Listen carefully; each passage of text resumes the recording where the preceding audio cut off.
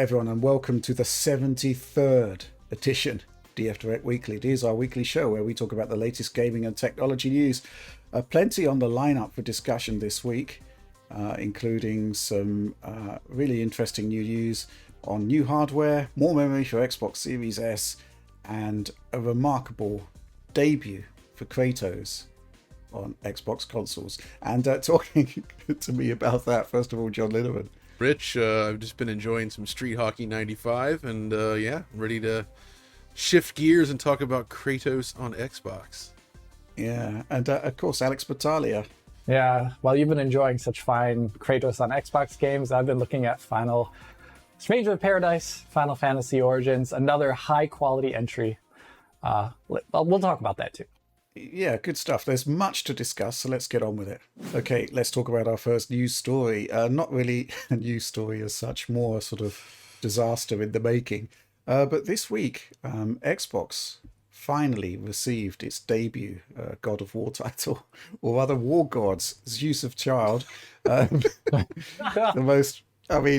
footage is likely playing out on screen now as you see it, and suffice to say, it's not Kratos' finest hour.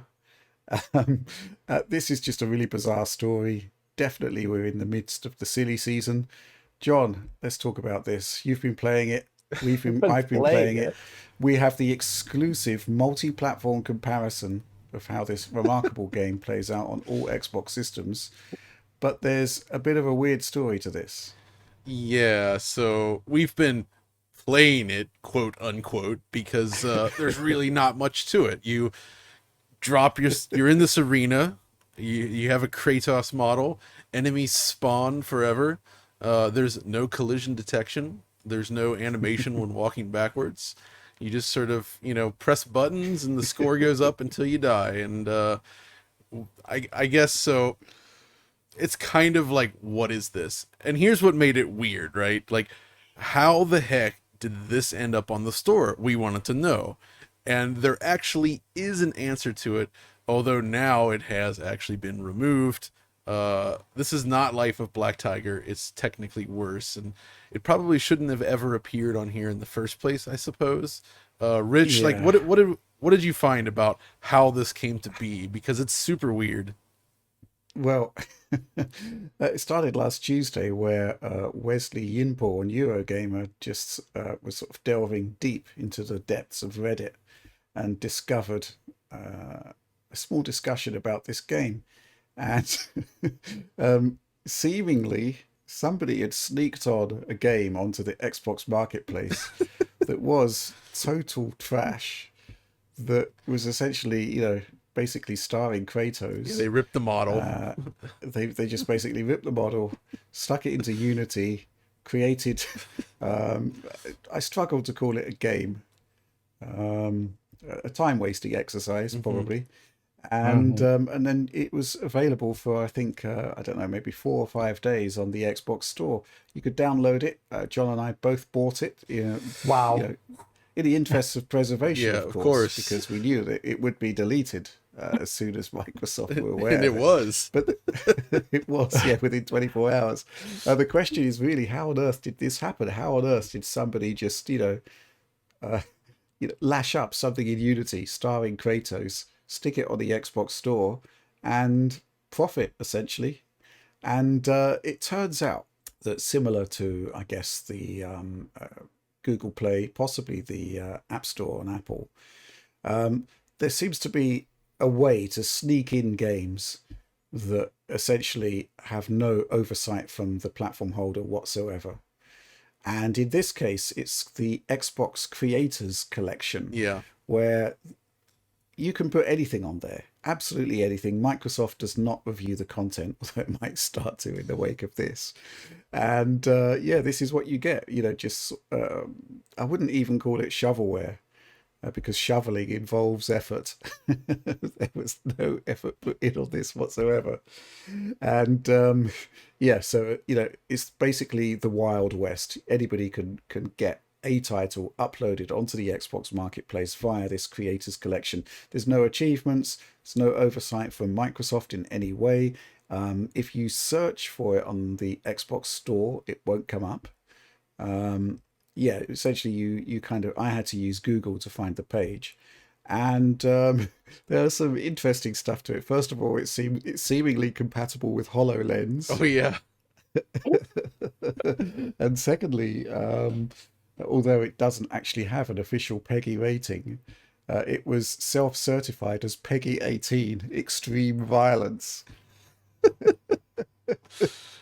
Yeah, it's the Yeah, rating thing that confused me, actually. It's like, wait, this seemed to have ESRB and PEGI ratings, but I guess it's just the whole thing is fascinating to me. I actually think it's really cool that they allow this kind of thing where you can just essentially upload your creations.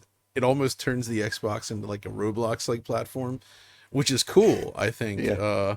But obviously, there are some constraints to consider, and although they don't seemingly monitor what goes online, I guess this one sort of crossed some lines, I suppose. Well, I'll tell you what, John, when you first boot it up and you get that Made in Unity flash that comes up, I had to laugh. Yeah, I mean, I do think some stuff like this, I do think gives it probably contributes a little bit to the sometimes unfair distaste people have for Unity games, because I think Unity can be an amazing engine, but there's definitely sometimes issues. But more importantly, due to the way it works, it is fair, compared to other solutions. It's a good solution for getting just anything built and made that you might ever dream of, right? It's really good for this kind of thing, even though technically here they really didn't make a game. I'd say it's just a few parameters that they set up, and it's just a little test thing, which is funny. But the fact that they're charging money for it, and in fact they have accosted upwards of $8 from Digital Foundry now. It's a little bit, Yeah. yeah, it's something. Sounds like you were mugged by the game, John. It Like, feels just, that like, came it up to feels you. that way sometimes when this showed up. Well, first of all, when we saw this, I mean, it was a game running on Xbox. The only slight indication that we had that something was amiss was that John couldn't use my copy. It said that there was a device limitation in That's play on my right. Microsoft account, That's weird. which happens on Windows Store games. Yes. Well, we were on actually PC. removing Xbox because obviously being Digital Foundry, we have a lot of Xboxes between us. I think I myself have upwards of like 5 or 6 different Xbox systems. All of us have a lot of Xboxes, right? So we log into these accounts with many Xboxes, and it was not unthinkable that we might have reached some sort of arbitrary limit. But it turns out that just removing the Xboxes from the accounts had no impact, because it was actually UWP, or the Windows stuff, that was having an issue, and that is limited, it seems, to 10 systems. Yeah, that's right. Something like that. Yeah. Which is extremely annoying, totally arbitrary, and should be removed, by the way. It's another annoyance of I had that dealing with recently Windows with Store. Forza Horizon 5, actually. Yep. Yeah. I had it with my account Yep. too, and I found, I mean, all my old PC builds were in there, and like several Xboxes, including like the old Yeah. VCR Xbox was in there. It goes back to like 2005, and you're like, I don't even remember this PC. Yeah, exactly. It's like, Right. wait, what was that? And it's like, okay. So, just imagine this game appearing and, Digital Foundry potentially covering it, because we were thinking of It almost covering it, happened. because before we sort of dug deeper and discovered the creator collection and what it actually is, we were thinking, the first question I asked John is this worse than Life of Black Tiger on PlayStation 4? I said yes. And your answer was yes, Absolutely. because that was actually a game. Well, actually, the first concern we had was like, let's make sure that this wasn't made by like a kid or something, who just likes God of War and wanted to do something like, because I wouldn't want to trample on their dreams, because if a little kid threw this together, learning Unity or something, that's cool. But this has a company behind it, and that company has produced many games of similar quality. You can find them, actually, if you search for War Gods Zeus of Child and their publisher, you'll find a lot of games on this store. Isn't one of them like a Fall Guys ripoff starring Yoshi? There's something like that. There's like a bus driving simulator. There's a range of different games, and most of them are ripoffs. So It's just asset flips. So, John, I mean, everybody wants to know. Now we have established that it is a bona fide company, not a child. Everybody wants to know the DF analysis. And you looked at, I can't believe I'm saying this, Xbox Series consoles. I looked at Xbox One and Xbox One X. Take it away. I mean, it seems to be 1080p and it targets 60 frames per second and has lots of weird like Unity stutters and issues along the way. It's, yeah. I mean, It's a game. It runs. It's not a game, Alex. It's not. It's not I would argue. The lack of collision detection is especially enjoyable because you can just walk out of the arena and float through the air. But what I love about it is that so they spawn enemies with the same animation, and they all kind of like clump together. But when you move far away from the center point, they accelerate the foes spawn in the arena, and then to get them to Kratos quickly, they sort of accelerate them right up to the player. So you'll start seeing enemies moving faster and faster up until the point that they join the pack. So hot tip for everyone, if you're playing this game, wait till all the enemies are in one giant clump of dude, and then just swing your axe a couple times, and you'll immediately get a high score. Amazing scenes. So yeah, obviously, I mean, there's a lot of a discussion at the moment about Xbox Series S. How does that hold up? It's the same. Okay. What about Xbox One? Well, I first of all played on Xbox One X, just to leverage the full power of the 6 teraflop GPU, and 60 frames per second. But basically, whenever there seems to be some kind of attempt at figuring out collision detection, you get these massive jarring frame rate drops. And but yeah, there it is. I mean, remarkable stuff. I mean, we tried Again, to play it on PlayStation, couldn't do it. It doesn't work. You know It what that doesn't work. means. So, I mean, I'm just saying, like, yeah, I mean, we didn't fight on HoloLens, but I would actually like to see that. Imagine living in that arena. and yes, so that was Xbox One X, and I'm afraid to say Xbox One, it targets 60 frames per second. You get the same lurching collision drops, which seem to be worse, but it can't hold 60 frames per second. It's So it's actually almost 9 years later, we go from Rise, Son of Rome at the launch of Xbox One to this. I'm going to go ahead and say that Rise, Son of whatever is the superior game. So, Rise, Son of Rome from Crytek, no less. Which, by the Yeah. way, it's still a gorgeous game, and if you haven't played that in a while, stupendous I looking. do Yeah. recommend busting it out. And if you play it on a more modern Xbox, it also at least solves the frame rate dips that occurred on that original launch unit. So, yeah, still But a good game. unfortunately, for some reason, it's 31 FPS, right? Isn't it? Oh, Doesn't I have that know it has issue? that stupid 31 FPS issue. Yeah, Oh, so man. that's a shame. But the game is still gorgeous, so Game's great. and there's a VRR, great that thing. PC version. it does. So yeah, War Gods, Zeus of Child, remarkable name.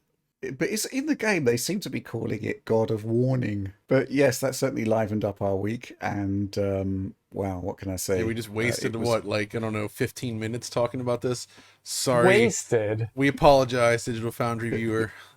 It won't happen again until it does. I don't know. Until there's a sequel. Until the sequel comes out. Exactly. Yeah. Okay. Well, look, let's move on. Second news story, and this one is actually a news story of actual worth, and it is from a story from The Verge. They're talking about the fact that the new GDK, that's the development environment for the Xbox and PC, has now been tweaked to allow developers to access more memory on Xbox Series S. They're talking about hundreds of megabytes, which in itself is a bit of a bizarre comment to make. But I'm going to go to you on this one, Alex. What do you reckon about this? I mean, Series S, obviously, we've had some issues with it. Developers have issues with it. I'm guessing that any extra memory is a good thing, but to what extent would this potentially make a difference? Well, I think in a lot of cases when we've seen developers putting out next-gen versions, like recently John looked at Bright Memory Infinite, and that game, along with missing the 120 FPS mode, it was also missing the ray tracing mode. And the ray tracing mode on Xbox Series X was actually kind of impressive. I mean, it wasn't like the PC version, but it was still like targeting 4K, 60 FPS, and it was managing ray trace reflections while doing that. And that shows that there was enough GPU headroom there where I think that could have scaled down to a GPU of 1/3 to 1/4 the power of the Xbox Series X at a lower resolution. But I imagine that memory constraints were a thing that came up there, which is probably why the Series S did not get it. And it's also why we've seen it not occurring in other games like Doom Eternal. Guardians of the Galaxy. Doom Eternal was Guardians of the Galaxy also, right? Maybe. Not that I'm mistaken there. I don't want to make a mistake there. But either way, those are like, and then we've also heard from developers that is actually a core issue. Like idTech, they've definitely said something about that on Twitter before, Axel Knighting. And I think this is what this extra memory, even just a few hundred megabytes, that's enough. Like usually like BVH on top of the world scene there. If it's like 200 to 250 megabytes, I actually think this could mean that we see more games on Series S now actually having ray tracing when Xbox Series X has it too. Of course, at a lower resolution, much lower resolution sometimes, but definitely there. But at the same time, we don't actually have a lot of transparency on what it is because it just says a couple hundred. It says just hundreds of megabytes. Hundreds, yeah. I mean, yeah, it could I don't know what that 200 means. megabytes. Yeah, That's true. It's really hard to say what that means, but I think any extra memory is a good thing here. I'm also curious if it gives enough then for. We talked about it before on the channel, but there are times when like the Xbox One X version, we get the feeling that it could run on Series S. I don't know if it helps back compat at all, if this applies at all to back compat is what I'm wondering. I doubt that. I mean, yeah, I don't think know, that frees up enough memory because that was the main constraint, right? Was the memory requirements for Xbox One X stuff. Not, I mean, like you said, Alex, when we speak with developers, not naming any names here, but it's at least like a dozen different developers have commented on this between us all that, the main issue with Series S and ray tracing is memory, not the actual GPU, right? So this is exactly the kind of change, if it's enough memory, that could lead to more ray tracing on Series S, which would be awesome to see. So yeah, it would be great. Yeah, I'm going to sound a note of caution here because if you look at a developer that's targeting a current gen system, now looking at PlayStation 5, Xbox Series X, we're talking about, I think, well, certainly at launch, it was 12.5 gigs of available memory on PlayStation 5 and I think 13.5 on Series X. And Xbox Series S is 8 gigabytes. So even if you're adding in like, let's say 200, 300, 400, 500 megabytes of extra memory, that's still a yawning chasm compared to the other target systems out there, which is problematic, right? So I think this is obviously all going to be quite helpful. The extent to which it can actually present a game-changing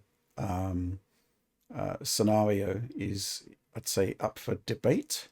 But it will certainly help. I feel like the one area where we might really see a difference, and we might not have known we'd see a difference at this point, but imagine you have a high-end first-party game targeting Xbox Series X, right? That's using ray tracing features, and there's definitely those in development, including an announced one with Forza Motorsport, right? Yeah. I cannot imagine them wanting to ship something like that without at least some ray tracing feature parity, somewhat, to Xbox Series X on the Series S, right? And I suspect perhaps internally the developers working on this have probably been asking them to free up as much as they can to make this more realistic for them, right? I mean, Forza itself, I'm actually really curious to see, have they announced that either way, whether it's going to have that on Series S? Because what they're promising with Forza Motorsport is still probably the most ambitious attempt at ray tracing on consoles right now that we know of, right? Like both RTGI and ray trace reflections, and maybe something else, was it? Yeah, maybe something. We haven't. else, I think the RTGI might be replays only. But still, Yeah, even that on Series S is pretty big. Yeah, number, it's right? not, even if it's replay only, that doesn't, that's still like really impressive. and unusual. Like, we haven't seen many, if any, games that use multiple ray tracing effects simultaneously on console. Have we seen any? It's just the Matrix Awakens at It's this just point. the Matrix Awakens demo. Yeah, I think you're right. Yeah. That's just wild.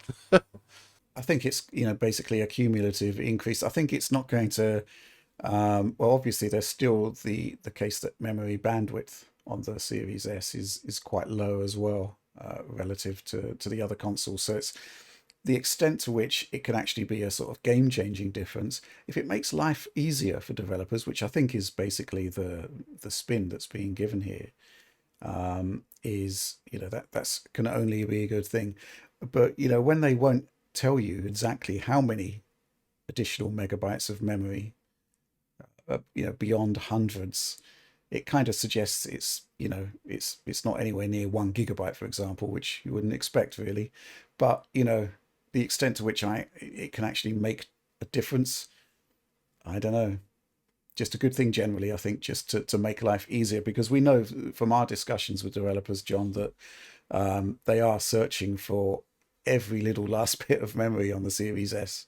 So yeah, I think this will definitely be helpful there. I gotta say, more and more, I do appreciate and kind of enjoy the Series S. It kind of keeps the thrill of comparisons that is ultimately kind of disappearing. You know what I mean? Like, Yeah. the advantages between the upper end machines, they kind of trade blows, but they're very similar. But Series S is very different hardware, and it's fun seeing how developers target it. That's why I really enjoyed Bright Memory, because you have the two top end boxes with Xbox Series X taking the lead there, but then Series S and then Switch were like taking up the rear, and like just very different machines, and it was fun to see how they were able to adapt the game over to it. And so I appreciate that we have these lower spec machines still around just for comparison purposes. Just, I think it's interesting. Although, working on that stuff, especially trying to port these games to Switch, probably not that fun for the developers themselves, but it is interesting. I always find it's a little bit of a shame, though, that it is just usually resolution differences or small differences in frame rate, because, like on a technical level, if you had something like a 2060 Super versus a 2070 Super or something like that, you would, instead of just running a slightly arbitrarily higher resolution, which I would never say in my optimized setting videos, run it at like 80% higher resolution. So worth it. I would never say that. I would say, turn on like ray trace contact shadows or something like that, or turn up the RT like a notch or something like that. And that is something that almost never happens. We've only seen it, I think, in like Hitman 3. That's the only game I can think of that actually said like, Xbox Series X has a bit more oomph, and let's turn up something that isn't just resolution. I wish more developers did do that, because that's like more interesting for us, and I think it's also a better usage of greater hardware resources. I mean, we already have the ray tracing stuff, right? But other settings, I assume you're talking about. Oh, well, yeah. Well, I mean, just like, sometimes even like on a 2060S versus 2070 Super, that there's enough headroom to turn on one more effect. Versus just saying like, this is 1800p and this is native. Like, no one cares about that. Yeah, some people do. It's an interesting point. It's certainly it's an interesting point that basically differences in GPU performance just seem to vanish into DRS. Really, which an additional whatever 10-15% of resolution doesn't really make any impact to the presentation. But at the same time, I think for many game makers, they would like to have their games go out there with a kind of unified vision, if you like. And certainly I think the way it is now is certainly way different to the way things were with PS4 Pro and Xbox One X, where they were essentially two very different classes of machine. Which right? It was also really different between Xbox 360 and PS3, which PS3, that's my favorite era for that, because it's just wild. Those differences are so vast. So often, in terms of Series S, I contend that it's not the machine for the Digital Foundry enthusiast, but it's a great machine. I think that, as consoles go, it's a lovely little box. Seems to have found an audience. The price point is good. You could actually, in the hell of availability crisis last year, you could actually buy one very easily. That's true. There was never really a price premium attached to it the way there was with PS5 and Series X. So, you know, it's filled, it certainly filled requirements for a good number of gamers. I am still wondering, though, I mean, we've seen deficiencies in Series S titles, and we're still in cross-gen, right? That's the thing. Once we move into the proper new era of gaming, I'm just wondering how it's going to hold up. But certainly stuff like extra memory is going to help. But let's move on to the next news topic. So this one's been gathering pace for quite some time, but the leaks are just turning into a torrent flood now. It seems to be very likely that we're on the cusp of an announcement for the RTX 4090, the latest Ada Lovelace generation of GPUs from Nvidia. And well, the leaks are suggesting anything from, I think I've seen plus 85% to plus 100% of performance over an RTX 3090, which is just like a tremendously powerful GPU even now. And there's starting to be some rumors emerging from a particular leaker, Copite 7 Kibi. Reliable person. He seems to be a big fan of Formula One and GPUs, essentially. But his leaks have a uncanny sort of ring of truth about them once we actually get to see final specs. He's talking about potentially a 4080 being twice as powerful as a 3080, which would be remarkable. And the RTX 4070 potentially delivering RTX 3090 Ti performance. Alex, what do you make of this? Well, I've said it before, probably 5 to 6 times in DF Direct Weekly, but my appreciation for a good GPU generation after consoles launch is that the GPUs that launch after the consoles do need to be at least have a in the mid-range GPU that is 2x as powerful as the consoles are. That's happened in the past. 8800 GT like wipes the floor with the consoles. I would say the GTX 970 also was very similar to that. Or, you have like your, 7970 was also pretty good and things. And here this time around, the consoles launched with, I would say, better GPUs and better CPUs than they have in the past, at least the last gen. And there's been so many things, issues going on with the supply and the fact that, shrinking the process down is not as easy as it used to be. But in that case, if the RTX 4070, which is the new mid-range in some really bizarro world where it's cost we need 500. to discuss the definition of mid-range. Yeah. But carry on. carry on.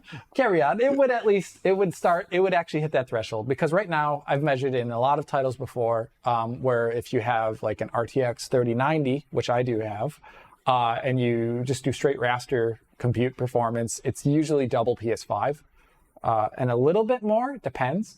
And then with the if you have ray tracing performance, it's a lot better. It's like 3 times, if not more. And then if you add DLSS, and then you add DLSS, and it's just multiplying, and it's just like really great.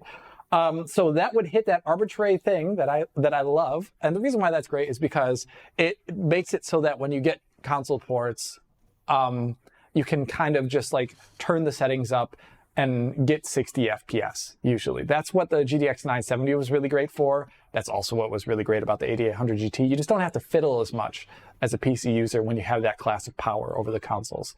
So that's why I like it. But the question is, let's talk about the mid-range. Like, what is mid-range anymore, Rich? Like, really? Well, that is an interesting question, right? Because the 3070 was a $500 card. Whatever that's about. And that was the MSRP, and that was for the Founders Edition. So once you get those custom coolers added, then that sort of takes up the price even further. So your GPU is the same cost as your high-end console, right? More expensive than that. So what we actually saw, I mean, if there wasn't a GPU shortage, was that the 3060 Ti was like notionally a $400 card, and had obviously it had better RT than a console. It had raster performance, which was kind of on par with the consoles at their absolute best. So I think that was kind of like more what you would call a mid-range, but even so, even the 3060 was like a $330 card. So prices are on the march upwards. In terms of how Nvidia are potentially achieving this 2x performance increase, the new process is obviously going to be a key part of that. The new architecture, similarly, but there seems to be also this trend of blasting this silicon with a lot of power,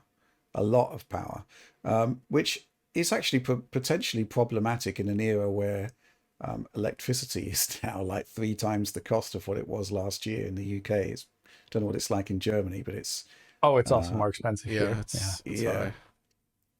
Very high. So, the cost of gaming in the PC space seems to be on a relentless march upwards, which I think is a bit concerning. I guess the other thing at the same time is that the sort of what PC users want from their games is quite different from consoles. Consoles seem to be targeting 4K 60.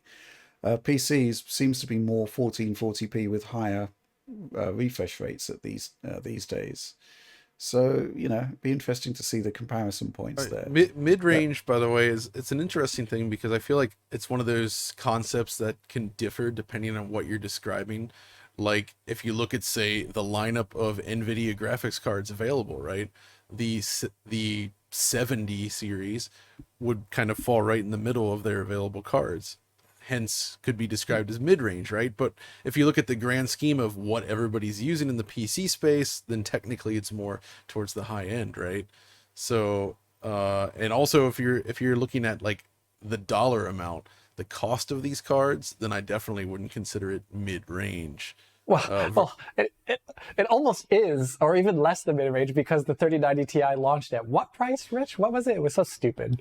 What was the 3090 Ti was $2,000 in the it's actually it's less than the middle. It's just I feel like PC gaming has done this just giant U-shaped thing. Like in the 90s, PCs were super expensive, right? And I'd say around 2007, 2008 era with the, Q66, yeah, E66. That era was really good. The 8800 GT, you could get so much power for such a low price, but it feels like now prices on PC stuff has just rocketed upward. And now if you really want a high-end PC, you're paying a lot of money, and you're still you can't fight your way out of things like the stutter struggle. Which is why it's time for the Aegea Physics style card to return, but a card that just compiles shaders all day long, and that's just what it does. It's like got the super fast storage on there. It holds it all for you, just like the shader card, and it just the Aegea stutter machine or something. Exactly. You just put this in, and it removes all your stutter woes. It detects when games are installed and starts compiling stuff all the time, and it only uses itself, no other resources in your PC. And it just goes. Well, we've got an interesting question. I've whisked it forward from the supporter Q&A section from Stefan von der Kroon. With the new generation of graphics cards on the horizon, how will you tackle their allegedly high power consumption? Will you take a look at performance per watt? With the rise of Steam Deck, with low-powered devices in general, will low-powered devices in general have more room in your coverage in the future? Alex? I think we need to start looking at DLSS and FSR 2.0 as energy savers, actually, because that's what they end up doing, especially DLSS. It's great. Like there was numbers around FSR 2.0's launch about how energy efficient it is in comparison to native rendering, and that was really interesting. Wow. I think that's what we need to look at too. But just like, I don't know if I want to just break out like the wattage meter, hook it up to the wall, and start testing games, and just say like this is good and this is bad, or like these are the settings you should target if you want better energy usage. It kind of changes what DF does at that point. For your reviews, I think so. I think for graphics cards reviews, you can absolutely talk about, because Nvidia have got PCAT, which essentially plugs into the PCIe slot and the power slots, and you can actually measure the amount of energy that they're consuming.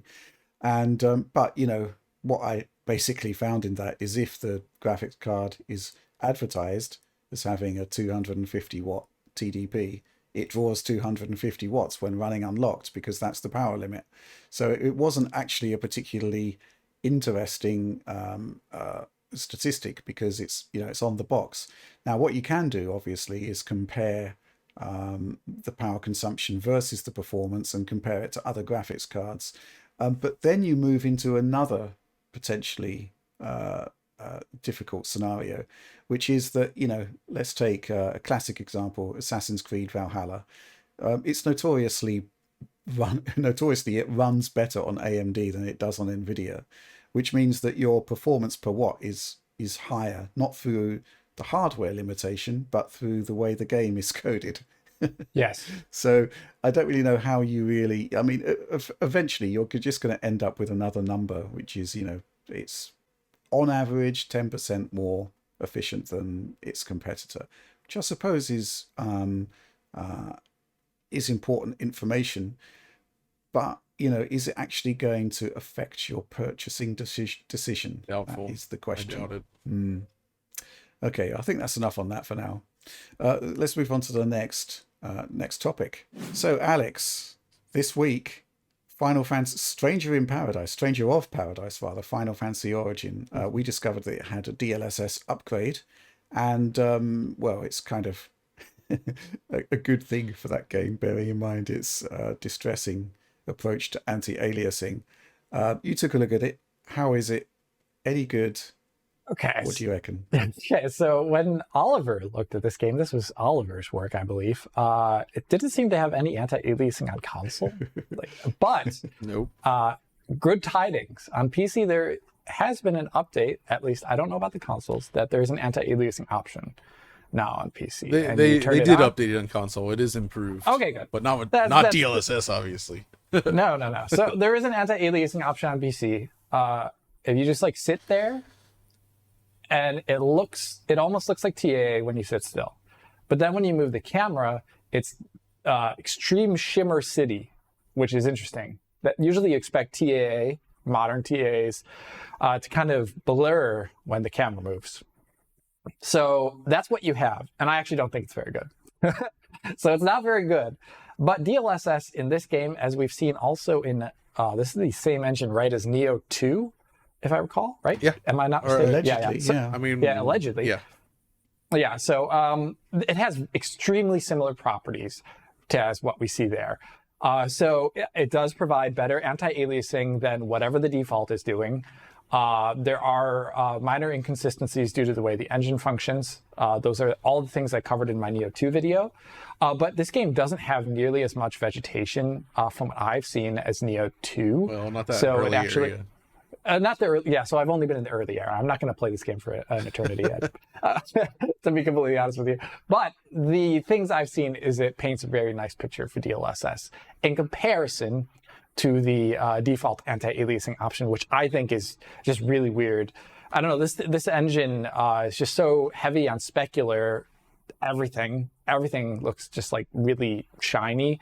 That whatever their default anti-aliasing does is not good enough for that. 2009, Unlike DLSS. baby. We're back in 2009. So really cool that they added it in. Strange that, once again, like Neo 2, it's after the game launches, which takes away a bit of the hype. You can generate hype when a game is launching by including things like FSR 2.0 and DLSS or ray tracing, and adding these things after the fact. I don't know how many people actually return to the game to play it, or how many news. We're probably one of the few people that are actually covering this at all in any sense of the word. So I highly recommend having your game technically complete at launch. That is my DF recommendation from Alex. Another thing I looked at that Rich did not announce, but I'm just going to shove in here, is 2 weeks ago when I was sitting here with Adam and Sam, talking about insider program stuff on PC. It was a bunch of Bethesda games that they are bringing out, and they added Return to Castle Wolfenstein from Raven Software, a really awesome id Tech 3 game that saw release on consoles back then and PC as well, but hasn't really been updated in a long time. And here I checked that out to find out what it was, if it's at all different. And downloading it, downloads really quickly, downloads through the store. I found out that it is basically, once again, kind of like Quake 4, the patched Steam version almost. I believe it packages as a GDK, but it has an exe. And so when you load it up, you're just confronted with all the legacy baggage of whatever that means of a not updated game from this time period. It doesn't, by usual default, support things like 16:9, doesn't support the arbitrary resolutions. It like just presents like up to 1600 by 1200 probably, I think is the max res. It doesn't even have anisotropic filtering. And curiously, the in-game option for VSync also doesn't work. So it's going up to that 90, 91 FPS that id Tech 3 games go up to, or Call of Duty games have gone up to in the past. So you have that issue, and it just kind of looks a little bit awkward on a modern set, on a modern 16:9 screen, and doesn't run right because you're seeing 90 FPS without VSync in a 60 hertz container. That would look fine, obviously, if you're playing on a 120 hertz, 144 hertz, G-Sync compatible or FreeSync compatible display. But, so this is where I want to talk about how the new games are being shipped. Real quick, Alex, I'm being pedantic, but you're talking about the Gray Matter game, right? You said Raven, and Raven did the 2009 game, I believe. Yeah, that's true. This is Gray Matter. Sorry, my mistake. So, this is sorry, Gray it's Matter. just it just stuck in my brain. I was like, wait, what? No. Okay. This is Gray Matter. Both good though. Both good. Just different. Yeah, very different but good. So Gray Matter, yeah. And the reason why I want to talk about this is because the way they are packaging games up now is that it used to be in a hidden folder in like app data. I don't know where it was. It was like you couldn't find it if you didn't have hidden folders enabled. And you couldn't really edit anything in there. It required a stupid permission chain to actually touch the files, and then you really couldn't touch them. Really bad idea. Terrible idea, Microsoft. Can't believe they actually thought that was fine. But now with their new PC initiative, new Xbox app, they're trying to put it into an Xbox game folder, which I think you can control the actual directory from where it actually is placed, but it defaults to your C. And there, you can actually see the game in there in the folder. And there's stuff on screen you can probably see right here. So you would think with this new initiative that it is like just a normal folder. And I thought that too. But I really wanted to show this game off on the channel. Like when you're seeing it right here with VSync on, because I don't want to just show the game without VSync. And I thought like normally with a game, when I want to turn on VSync, I just go to the NVIDIA control panel, I add the profile for the game from the recent list or the edit manual list, and I just turn on VSync for that game. I can't do that with the default way this installs. I have no idea what they're doing, but whatever permission setup is, I've never seen NVIDIA control panel do this in my life, where I add the game, try and add the exe, and it says I don't have permission to do this. Like it says you don't have administrator rights to do this. This is a really bad stance. I don't know. I mean, I don't know what they're doing with the folder. I tried to make it not just readable, but editable, and it wouldn't let me do that as well. You can technically, though, drag and drop things into the folder, I found out. So I did add in a mod that allows for 16:9 support and all these other good things, which you're seeing right here on screen right now. But I think the precedent that I want to talk about here is that they say they're doing more to make this more like a traditional way PC games are set up. Yet it has a lot of non-traditional behavior. You shouldn't ever have to go through hoops to get permission for a folder to turn on VSync for a game. This is absurd. Every single, as far as I see it, every single thing that is installed on your PC, you should have default permissions to touch it, no matter what. There should never be some extra process to touch a folder and edit it. So Microsoft, please, for the love of whatever, change this, because the way it currently works right now is better than it was before, but it still is not perfect. So Alex, what's the reason to use like this build versus like say an older build of the game? Like that's the question I've got for you. Why are we looking at a PC Insider build of a game that's like decades old? Yeah. Oh, so I honestly don't know. There's no reason to use this. Is it essentially a port to the Windows Store? Because it's a port to the Windows Store with all the baggage of that. So like, because I'm aware that there are third-party developers out there who make a fair bit of money by converting games from Steam to run on the Windows Store. Yeah, isn't that QLOX thing? Like they do stuff like that. So, Yeah, so I'm I don't assuming see this is why. one such conversion, and for whatever reason, they feel the need to do a beta pass on it. Yeah, and I don't know who this is for, honestly. It's maybe for Game Pass PC to enrich that in some way. Because Possibly. right now, as it stands, there's no reason to use these at all. They are technically easy to set up a little bit, excluding the fact that you have to go through the store, which once again, if the store works, it's fine. Well, it sounds like I've had it so where the store in-game doesn't work, options so- don't even work properly necessarily. Like stuff like Yeah, VSync is so- broken. Like So that's the thing is, I feel like if you're going to be retouching these games and re-releasing them somewhere, you should at least be doing the legwork to make sure that they have like basic display support. That's what's lacking. I mean, this is what GOG tries to do with their DOS stuff, right? They package they should be packaging this up into some sort of format where you can boot it and have access to things like modern resolutions, modern display support without having to jump through hoops. If they could do that, then I could actually see real value here. But as it is, it sounds like it's just the old game, but with additional hoops to jump through, some of which maybe you can't even work around. So it's like, what's the point? And the thing is, like, these games exist, most of these id-Tech games exist with source ports of some capacity or mods in some capacity. If they somehow found a way to do just the minimal groundwork that it would require to add something like that in, then I would say these are really interesting releases. But so far, these are just meh and whatever, and there's better places to play these games. So I've got 2 points to make, first of all, Alex. Number one, congratulations on downloading something on the Windows Store. Ooh. I did it on a different PC. I still can't download on the other PC. Oh, dang it. Oh, I'm sorry. I know. And secondly, I'm reminded of Captain America and the Winter Soldier, where essentially Nick Fury wants to save S.H.I.E.L.D. at the end, and Cap says, no, let's just burn the whole thing to the ground. And that's what's got to happen to the Windows Store. If it requires the intervention of Steve Rogers or any other superhero, I'm all for it, but it's got to happen. The Windows Store has got to be burnt down and rebuilt from the ground up, because it's and bearing in mind it plays host to Game Pass. Yeah, the fact that I can't seemingly download games on it, this is just unacceptable. And all of this stuff that you're talking about bizarre permissions restrictions on these games, which but you're a big PC gamer, and by your own admission you've never seen it happen before. It's something is horribly wrong here, and it's fundamentally it's got to stop.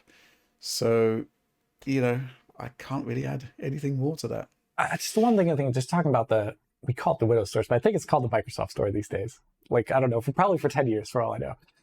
But the one thing that I want to praise Steam really quickly versus every other thing out there is that when you click on a game on Steam to download it, it immediately starts showing reactions in terms of the way the UI works. Yes. And also it shows like a percentage. And this is how good stores and good UI interfaces, you want to see that something's going on. But for things like the Microsoft Store and a lot of other ones, is when you click on something, there's like a waiting period of like it could be seconds, and you're not sure what's happening in this time, and you may click multiple times. This is really bad UI, and I have no idea what they're doing that causes that.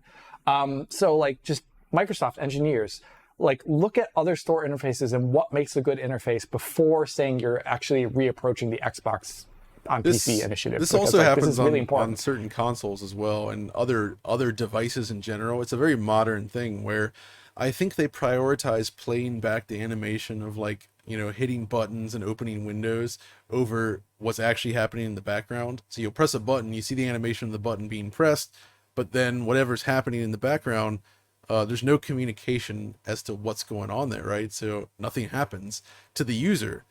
And it's this weird conflict between trying to have like a smooth looking interface and an interface that's actually responsive.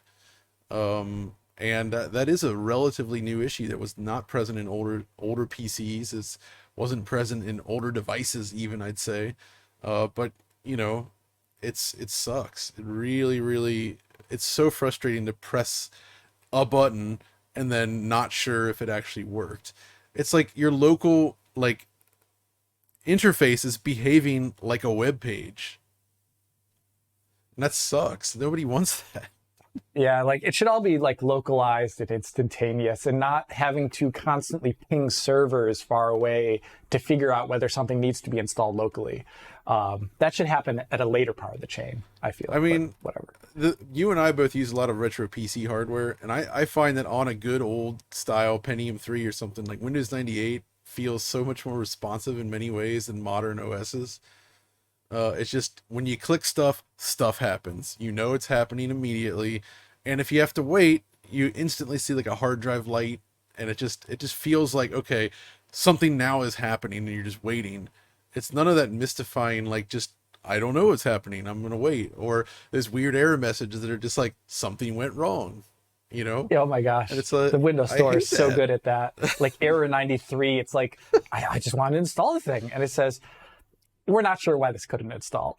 That's the error. It's like, oh, wow, really helpful.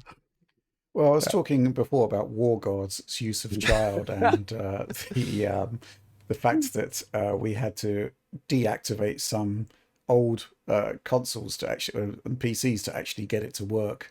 So odd. It's another example of an arbitrary limitation that's put in place in the Windows Store that shouldn't really be there. And it just seems to be carrying a whole lot of legacy baggage. I mean, I don't know why Microsoft don't just work with Valve to introduce essentially Game Pass functionality into the Steam client. That would solve everything. What you think Gabe would even want to go for that? I think Gabe has said he wants it. Okay, at well, one point maybe so when then. interviewed. I think so. I think he said he would be willing. I mean, Steam is in fact still it's the only digital marketplace that I actually like using. Yeah, That says a it's lot. very. It's good. I mean, It's like, good. it's like really useful. I mean, I still wish more games on Steam had like the GOG functionality where like you could download an exe if you wanted. I really like that. That's true. That's But then, right. some games technically allow you to do it. They just don't tell you out loud. But that's one thing that's missing from Steam. But please, developers, if you're doing anything, like look at why people use Steam versus its market share. Like just look at the functionality of it. Okay, fair enough. Let's move on to the final news story. Analogue Pocket, this remarkable handheld machine for retro emulation. There's been a long-awaited jailbreak. It's finally available. The door is open for open source cores to run on it, and John is going to tell us all about this. Well, it's quote unquote jailbreak, and let me explain. So last week they released a new firmware update finally that added things like the memories features. It added all like the library stuff. Like it really fleshed out. It's the final part of the Pocket that was absent, and it's good. In addition to that, they shared more details on their developer program and released their very first core along with this. The idea here, though, the developer program doesn't require any sort of like buy-in. You don't have to license anything. They don't own anything. You're just free to essentially port FPGA cores over to the Pocket and run them there, which I think is super cool. And along with this, some of the first cores that arrived are actually just cores to play already existing game cores, I guess, that the Pocket supports. So like Game Boy, Game Boy Advance, and the like, you can actually put these on your SD card, and now you can load ROMs if you want. I actually like using the original carts, but this is something a lot of people have wanted. You can actually just load ROMs now from the Pocket, which is cool. But along with that, we also saw another core release. The Neo Geo core was ported over to the Pocket. It's still an early, it's like in an early condition, so it's not perfect, but you can already see stuff like Metal Slug running nicely on the Analogue Pocket, which is just awesome. And it shows a lot of potential for what can be done in the future.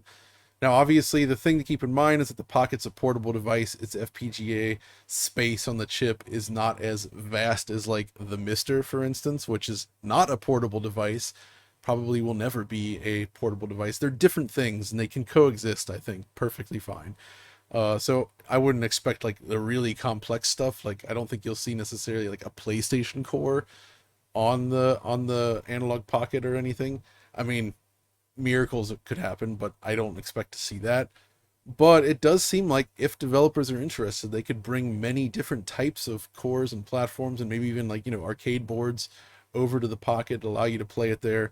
The screen itself, one of the big benefits of it And this is something that it does better than any screen mod out there for original hardware, and better than most emulator filters. Is just it simulates like a pixel structure, thanks to it has really nice filters combined with this ultra high res panel in a tiny little form factor with a crazy pixel density. So you actually can kind of simulate the look of the individual like LCD pixels from like lower end, older devices. But that also means you could do like a cool looking like mini CRT filter, any sort of thing to make these games look great in that small form factor. So I still love the Pocket. It's a great way to play these games. I have been using it. It's sort of replaced it's one of the few instances where I don't really use the original Game Boy hardware, even with screen mods, over the Pocket anymore, because it's the best looking screen filters I've ever seen for this stuff, and the games play really well. So expanding this out is nice. So I'm happy to see it. Good stuff. Okay, that's enough for news this week. We're going to quickly talk about some plans for DF Retro, right, John? Because there's not one but two episodes in production Yes, as we speak. that's right. So first of all, I have started the next episode of DF Retro, which is the entire Klonoa series. It's a series that's near and dear to my heart, and I wanted to throw some support behind it and really focus in on and show all the games. So, the two main console games, as well as the spin-offs like the volleyball game. We'll have all the portable games in there, including the RPG, if you've not played that, and all that kind of stuff. So I'm really looking forward to that. And then I won't say what the next one is, but the next episode is already in development, and that's thanks, I guess, in part to sort of a partnership that I've formed now. I guess we can say who's helping on the episodes, Rich. So Sure, go ahead. So yeah, so I'm gonna be to help accelerate DF Retro production and make it even better. I've been working a lot with Mark and Corey from My Life in Gaming. So we're producing some of these episodes together, and it's going very, very well so far, and I'm enjoying that sort of production process. It definitely helps speed things up, because the PS3 1080p video, it was, I was like, man, I need more assistance on this stuff. And yeah, so this Makes is sense. That was this. a good 3 weeks of work there, really, wasn't it? Yeah, it was Yeah. a lot, and that was even with you capturing some of the games, uh, some Mhm. of the ones I did not have access to. So it was a lot. So having people to work with on this, I'm really excited to see where it goes. And so far, the Klonoa episode is already, first 4 minutes are done, but there's a lot more to go. So it should be pretty good, and hopefully, I would like to finish that within a week or so. So we'll see. We'll see where we're at, but that's the plan. Okay, so it's the final part of the show. It is supporter Q&A. This is where backers of the DF supporter program weekly give us their questions for inclusion on the show. We get so many, we just can't do them all. Usually around 50, but we've pared it down to some questions which we'd like to cover. And the first one is from Eric Benoit, and it's addressed to John. I'm assuming John will answer this question, and he is correct. But what do you think of Mike Chi's firmware update for the RetroTINK 5X? I've been using the HDR implementation for the PS3. What consoles do you think benefit the most from this amazing feature? So first of all, for those that don't know, the RetroTINK 5X is this amazing retro upscaler, right? That's right. But it's much more than an upscaler. Yeah, it's so as you say, the whole point of this device is to take video signals and convert them to something that looks good on a modern display, right? So it's right now it's just focused on analog video input. So component video, RGB SCART, S video, composite video, all that kind of stuff. It is designed for playing your old consoles in a way that looks pleasing. We've had devices like this for ages. There's the OSSC, FrameMeister, all kinds of stuff. But Mike became known for the RetroTINK series, which were these little tiny devices that just sort of line doubled. But this thing is the full-blown upscaling, like God in a box, if you will, because the dude Mike is just this madman of engineering who just can't stop adding crazy features to it. And he's, by the way, working on the next generation product right now, which is the RetroTINK 4K. But he's been adding so much. There is actually 4K 24 support in this thing. Not that you really want to use it for games, but he's pushing the limits of what FPGA can do, I think, just like coding in all this crazy stuff into it. And just last week, he released a new firmware update for it that added support for HDR. And you might be wondering, why the heck would you want HDR on a retro device like this? And the answer is that, well, black frame insertion. So I've talked about this many times. You know, I'm sure people are like, John, you just quit talking about it. But it's there to fix issues with modern displays, right? You're strobing the screen, it cleans up motion persistence issues, it results in much smoother looking images that's more in line with the CRT. But of course, by strobing the screen, sort of blanking it out every frame, that results in a darker overall image, which, you know, that's obviously a step down. By injecting or triggering the HDR flag, however, he's essentially telling the TV to go into HDR mode, and it's basically producing a brighter image, even though the actual content is not really HDR or even 10-bit. It's just 8-bit, whatever, injected with HDR. And what this allows is essentially you to artificially boost the overall brightness of the screen, which helps counteract the brightness drop you get from black frame insertion. Or even if you're not using black frame insertion, you know, if you're using the really advanced CRT filters, and this thing has some crazy filters on it that are really good, inserting all those little black dots and subpixel grids into your image also dims the screen, right? So if you have, especially if you're doing black frame insertion plus these filters at the same time, your brightness drops so much. So by doing this, you can claw a decent amount of brightness back, making the image look a lot more intense as a result. And honestly, I think that's the future for this kind of thing in terms of pushing as much brightness as possible out of these old machines, even if it's not technically correct. And that's one of the big issues, is it does require the 4K. RetroTINK seems like it's going to take care of this better, but for now, with the current RetroTINK, you do have to tweak the colors a bunch, I'd say, because the default image is a little bit weird looking. The colors aren't quite right because you're not really sending what the TV would perceive as a normal HDR signal. So, you know, that is a slight drawback, but you can make it look pretty good, and I find it to be quite usable. And yeah, I definitely recommend installing that firmware update along with, you know, check out all the other features he's been adding. So many resolutions and just crazy stuff to this thing. It's really unbelievable. So when Eric Benoit asks what consoles do you think benefit the most from this amazing feature, it's basically all of them. Yes, every single console, anything that goes in here benefits from it. Okay. You know, of course, you know, black frame insertion specifically is most useful if you're doing 60 frames per second. You know, if you're at 30, it's really not that useful because then you're just seeing the double image effect anyway. So I guess you could say that it's least beneficial to the Nintendo 64. Okay. Literally throwing shade there. Yeah. Okay. Next question from Trans Tech Girl. I've been advised that HDR impacts performance, sometimes a little, sometimes a lot. So my two questions are, does it really impact performance? If so, why? I personally use HDR whenever it's available and always assumed it was essentially a free upgrade.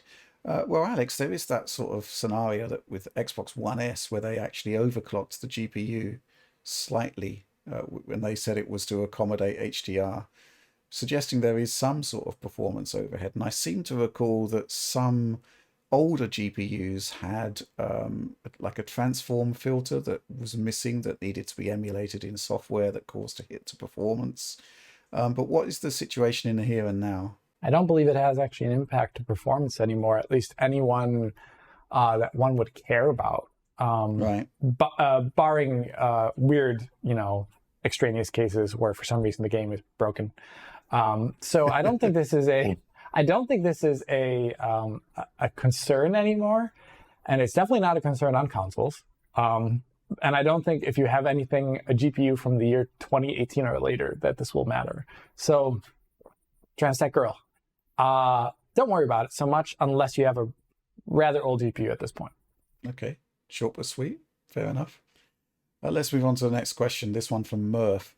With the Steam Deck becoming more widely available and drawing more attention to other deck-like systems, Where does this new product type fit into DF's regular content? Would be great if Alex added optimal deck settings to his optimization guides.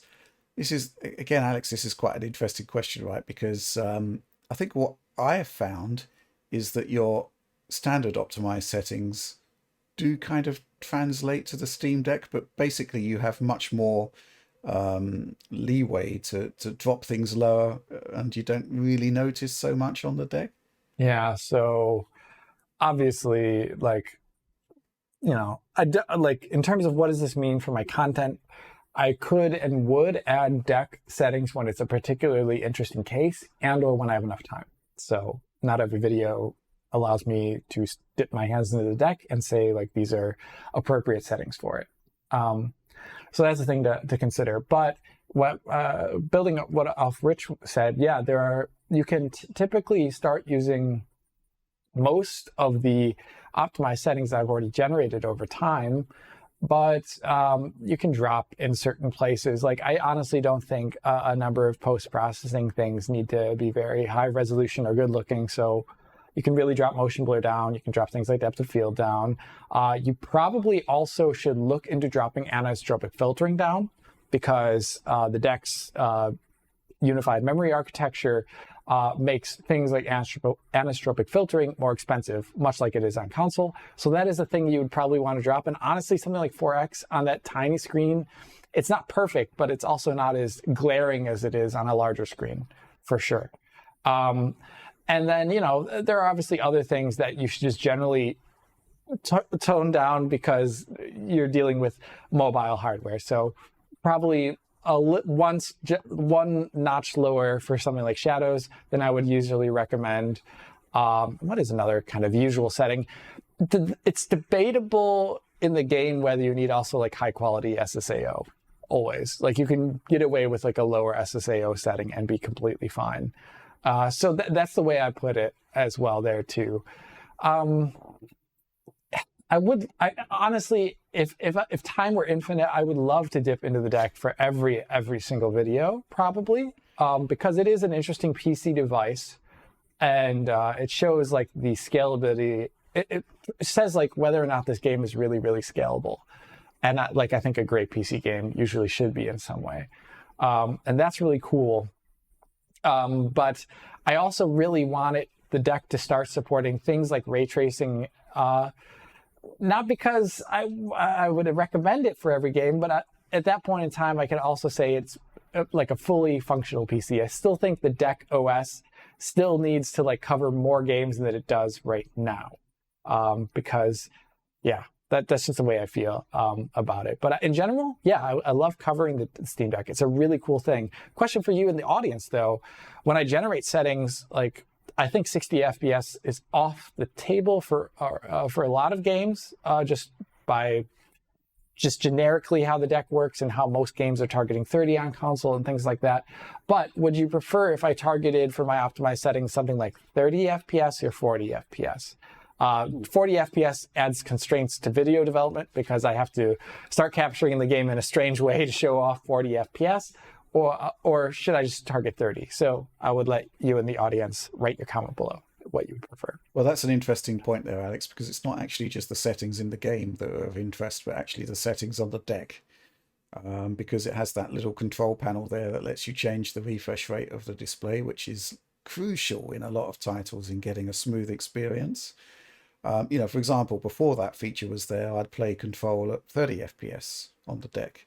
But now the feature is there. I can play at 40 FPS and it feels a lot smoother. I could even move it up to 45, 50, and performance. It's not really a performance issue; it's a battery life issue at that point.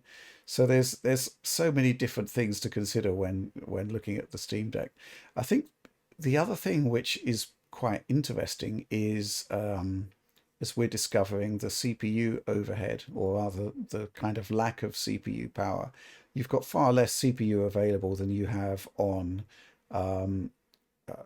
even sort of entry-level desktop machines. I would venture to suggest, which also has an implication on settings, because when the CPU is really occupied and it wants a lot from the GPU as well, you get some really bad frame time stutter.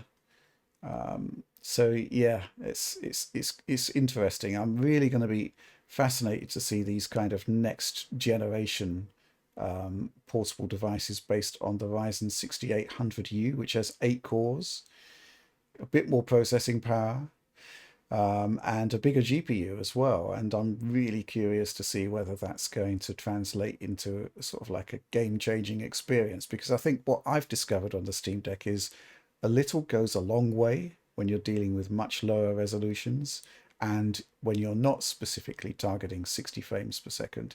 It's quite amazing to see how much fidelity you can get out of this little machine. Any thoughts about the Steam Deck? You've used one now, right, John? Yeah. But you still haven't jumped in. No, the only reason I haven't jumped in, it really is just the screen. Like, I just don't like the screen. If there was an OLED model, I'd have already purchased one, but I feel like I have no idea what the release plan is, and maybe they won't be doing anything like that, but I just feel like I'm going to hold on for a while until we see one that actually has like an OLED screen, if that happens at all. I don't know. So it's a conflict for me currently for that reason, because I don't like cheap LCD screens. I hate looking at them. It's an unpleasant experience for my eyes. And using the Steam Deck in person, I was really impressed with the unit, but like the screen is really not good. Like it's serviceable is what I'd say. But you tilt the unit, you can see all like the color shift and all that. You know, the blurring is not great on that thing. You know, it just, you know, I understand why they did it, but man, do I want a nice OLED screen in there. Fair points. Okay, let's move on to the last question. This one from, and oh my word, Jove to be Hannes. Ooh, I don't know. Any thoughts on this one? I think that's how you pronounce it. Yeah, Jove. Okay. I hope I'm not too late. But quite honestly, I want to know how you guys enjoyed your vacation. Did it feel refreshing, not worrying about making a video deadline? This is coming from someone that has shoot up their vacation until the end of the year, and been constantly working 5 to 6 days a week since January. Can't wait for my 2-week vacation in October and my 3 weeks in December. So yes, all of us have had vacations in the last month or so. I'm going to go to Alex first to answer these questions. Yes, this is an important one because work-life balance is harder in video games than in other industries, because it feels like, oh my gosh, the press and hype cycle is all about generating hype and like last minute things and surprising people. It is not like planned production deadlines that we see, at least. So it is very different, and it's very, I would say, work-life balance unfriendly. And I really wish the video game industry changed that, but they're not going to anytime soon because you keep buying those games. But that's okay. So I would say yes, they are extremely refreshing. I was in like the northeast coast of Germany on what is the Baltic Sea in English. And it was just a really wonderful place. And the most important thing for me was the fact that it was in a dead zone for wireless of any sort. And the house I was in did not even have an internet connection, which was wonderful. Not being able to respond or even look at the headlines was something that you don't get too often these days, with just the fact that we kind of use our mobile phones in a certain way of just like looking at them and just like putting them back. Oh, headline. Oh, Twitter.